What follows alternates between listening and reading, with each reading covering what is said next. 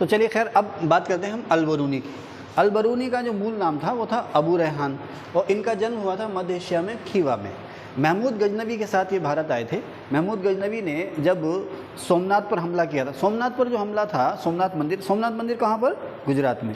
सोमनाथ गुजरात में महमूद गजनवी का जो हमला था वो महमूद गजनवी का भारत पर 16वां हमला था। ठीक है। अब इस यात्रा के दौरान अब ऐसा नहीं है कि वो सीधे जो है कि एक रॉकेट से या हेलीकॉप्टर से या पर्सनल जेट से लैंड हुए होंगे सोमनाथ में, उसकी आर्मी आए होंगे और लूटमार मचाई होगी फिर चले गए ना। लंबी यात्राएं होती थी, लंबी यात्राएं होती थी, आना जाना, इसी में साल, 1.5 साल, 2 साल गुजर जाता था। तो महमूद गजनवी के साथ रहते हुए अल-बरूनी ने उस दौर में जो भी देखा भारत के बारे में, यहाँ का जो संस्कृत लिटरेचर था या और जो दूसरी भाषाओं का लिटरेचर जो था उसको पढ़ा, यहाँ के जो वेद पुराण हैं, ब्राह्मण ग्रंथ हैं, उपनिषद हैं, स्मृतियाँ हैं, उनको पढ़ा। जो कुछ उसने देखा, जो कुछ उसने सुना, जो पढ़ा, जो महसूस किया, उसी के आधार पर उसने अपनी एक बुक लिखी जिसका नाम था तहकीके हिंद या किताबुल हिंद। ये 80 अलग अलग चैप्टर में बटी हुई है, कुल 80 भागों में बटी हुई है तहकीके हिंद या किताबुल हिंद। ये भारत के उस समय के भारत के इतिहास को जानने का एक इम्पॉर्टेंट सोर्स है। क्लियर है? ओके। अब इसके बारे में जो इनकी किताबुल हिंद या तहकीके हिंद जो बुक है, इसमें इन्होंने बताया कि भारतीय जो है 4 वर्णों में बटे हुए हैं, ब्राह्मण, क्षत्रिय, वैश्य, शूद्र, और भी बहुत सारी, न केवल भारत के इतिहास की, यहाँ के भूगोल की, यहाँ की जो नॉलेज यानी कि ज्ञान है उसकी, और जो यहाँ की साइंस है, विज्ञान है, उसके बारे में इन्होंने बात की है। लेकिन अब स्पेशली कभी बात करेंगे जब केवल और केवल हम अल-बरूनी के बारे में बात करेंगे, तो उस पर हम फोकस करेंगे। फिलहाल आगे चलते हैं। नेक्स्ट हैं फिरदौसी। फिरदौसी ने शाहनामा लिखी है। ये भी दरबारी कवि थे महमूद गजनवी के, और इसके बारे में आपको एक फेमस कहानी भी छोटी सी मैं आपको बताता चलूँ कि महमूद गजनवी जब फिरदौसी शाहनामा लिख रहे थे तो महमूद गजनवी ने वादा किया था क्या, कि इसके हर श्लोक पर या हर दोहे पर या हर लाइन पे मैं एक सोने का सिक्का या सोने की एक करेंसी आपको गिफ्ट करूँगा। तो इसमें तो लाखों श्लोक हो गए। अब जो ग्रंथ जो है वो पूरा हो गया। पूरा होने के बाद महमूद गजनवी की सेवा में पेश किया गया शाहनामा, लेकिन शायद दिल में बेईमानी आ गई। क्या आ गई? बेईमानी आ गई दिल में, है ना। दिल में बेईमानी आ गई तो वो जो उचित पुरस्कार था वो दिया नहीं, जो दिया जा रहा था वो उसने लेने से मना कर दिया। बाद में फिर महमूद गजनवी को शायद अपनी भूल का एहसास हुआ और उसने अपने कारिंदों को यानी कि अपने आदमियों को भेजा भी जहाँ पर फिरदौसी का निवास था कि भाई जाओ और उन्हें उनका जो उचित आदर सम्मान है वो दे दो। लेकिन इससे पहले कारिंदे पहुँचते, ठीक है, उनका निधन हो चुका था। उतवी इन्होंने किताब लिखी है किताबुल यामिनी, इसमें महमूद गजनवी का इतिहास मिलता है। किताबुल यामिनी उतवी की बुक है। अमीर खुसरो के बारे में आपको पिछले सेशन में बता चुका हूँ। नेक्स्ट जियाउद्दीन बर्नी। जियाउद्दीन बर्नी जो हैं उस समय के बेहतरीन इतिहासकार थे। अच्छा, इन्होंने जो इतिहास लिखा है ना वो डायरी की शक्ल में लिखा है।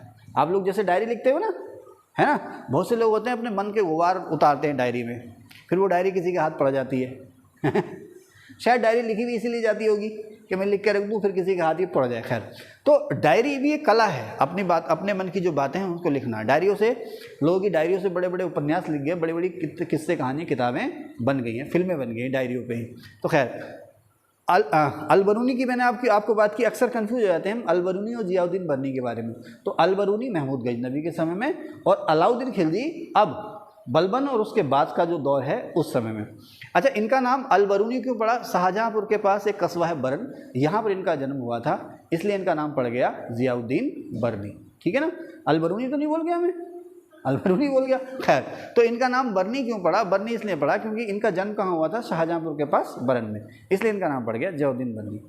अब इनकी जो क्वालिटी थी वो ये थी कि घटनाओं को देखना और देखने के बाद उनका एनालिसिस करना, उनका विश्लेषण करना, इसलिए इतिहास में ये अमर हो गए। घटनाएं देखना और देखने के बाद उनको एनालिसिस करते हुए, उनका विश्लेषण करते हुए उसे अपनी डायरी में लिख लेना। ठीक है। अच्छा, इनकी जो डायरी थी उसका जो कलेक्शन है उस कलेक्शन का नाम है तारीख़ फिरोज शाही। फिरोज शाह कौन हुआ? फिरोज शाह तुगलक वंश का राजा मोहम्मद बिन तुगलक के बाद सुल्तान बना था, जिसका नाम था फिरोज शाह तुगलक। तो फिरोज शाह तुगलक को समर्पित करते हुए इन्होंने किताब लिखी जिसका नाम था क्या? तारीख़ फिरोज शाही। अच्छा, इस किताब का नाम तारीख़ फिरोज शाही है, लेकिन इसमें जो इतिहास मिलता है आपको वो बलबन से शुरू करके फिरोज तुगलक के शुरुआती 6 वर्षों तक, बलबन से शुरू करके फिरोज तुगलक का जो शासनकाल है उसके शुरुआती 6 वर्षों तक का इतिहास आपको मिलेगा। तो बलबन के बाद कौन हुआ?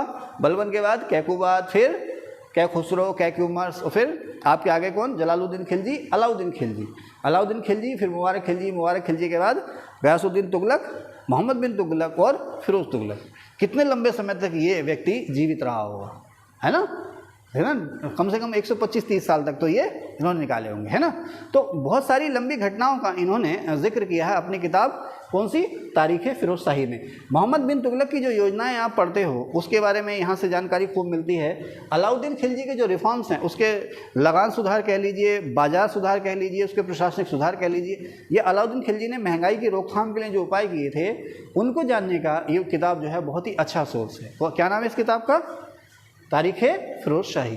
अच्छा, फिरोज़ तुगलक से इनकी बिगड़ गई थी बाद में, फिरोज़ तुगलक ने उठा के इन्हें जेल में भी डाल दिया था, समझे, खैर जो भी है। तो ज़ियाउद्दीन बर्नी उस समय के मशहूर इतिहासकार हैं। ताजुल मासिर, हसन निज़ामी, इन दोनों को जो संरक्षण दिया था वो कुतुबुद्दीन ऐबक ने दिया था। यहाँ पर ये बात खत्म हो गई, यहाँ शुरू हुई। ताजुल मासिर और हसन निज़ामी, इन दोनों को कुतुबुद्दीन ऐबक ने संरक्षण दिया। इसके अलावा फ़ख्र मुदब्बिर, ये भी उस दौर के एक इतिहासकार हैं या साहित्यकार हैं, इनको भी कुतुबुद्दीन ऐबक का संरक्षण मिला था। इल्तुतमिश के समय के कुछ सूफी संत हैं जिसमें शेख बहाउद्दीन ज़कारिया, इन्होंने इल्तुतमिश का समर्थन किया था। कैसे समर्थन किया था, कुतुबुद्दीन ऐबक के बाद सरदार दो गुटों में बट गए थे ना, तो इन्होंने, ये उस समय दिल्ली के जाने माने संत थे, सूफी संत थे, तो इन्होंने इल्तुतमिश का समर्थन किया था। तो शेख बहाउद्दीन ज़कारिया, कुतुबुद्दीन तबरेज़ी, इन्हें इल्तुतमिश ने, सॉरी मुझसे गलती हो गई, ये इल्तुतमिश के दरबार में नहीं थे। दो लोगों के नाम हैं, कौन, शेख बहाउद्दीन ज़कारिया और कुतुबुद्दीन तबरेज़ी। ये उसके दरबार में नहीं रहे, ये सुल्तान का इन्होंने संरक्षण स्वीकार नहीं किया, ये उसके समय थे, उसके समय में थे, सुल्तान इल्तुतमिश के समय में थे। लेकिन सुल्तान इनका सम्मान करता था और ये सुल्तान को अपना समर्थन देते थे, ठीक है। अब जो ऐसे सूफी संत या लेखक जो इल्तुतमिश के दरबार में रहे, उसमें थे मलिक ताजुद्दीन जुनैदी। अच्छा, मलिक ताजुद्दीन जुनैदी जो हैं ये इल्तुतमिश के वज़ीर भी रहे, मलिक ताजुद्दीन जुनैदी इल्तुतमिश के वजीर भी रहे। इसके अलावा मिनहाजुस सिराज, उस दौर के जो प्रमुख साहित्यकार हैं, इतिहासकार भी मिनहाजुस सिराज, फ़खरुल मुल्क इसामी, मलिक कुतुबुद्दीन हसन गौरी, ये जो थे इल्तुतमिश के दरबार में थे। देखें, फ़ख्र मुदब्बिर, ताजुल मासिर, हसन निज़ामी, ये कुतुबुद्दीन ऐबक के दरबार में थे। इसके अलावा शेख बहाउद्दीन ज़कारिया और कुतुबुद्दीन तबरेज़ी, ये इल्तुतमिश के समय में हुए हैं। और इल्तुतमिश के दरबार में कौन थे, मलिक ताजुद्दीन जुनैदी, मिनहाजुस सिराज, फ़खरुल मुल्क इसामी और मलिक कुतुबुद्दीन हसन गौरी। इसमें से एक सवाल जो है, शेख कुतुबुद्दीन ज़कारिया, क्या नाम है इनका, शेख बहाउद्दीन ज़कारिया, शेख बहाउद्दीन ज़कारिया किसके समय में हुए हैं, ये सवाल खूब आता है। बाकी आ गया तो ठीक है, नहीं आया तो नहीं, लेकिन आप बार बार पढ़ते रहेंगे तो आपको याद होने की संभावना रहेगी। नेक्स्ट, अब बात करेंगे इब्न बतूता की नेक्स्ट सेशन में। Thank you.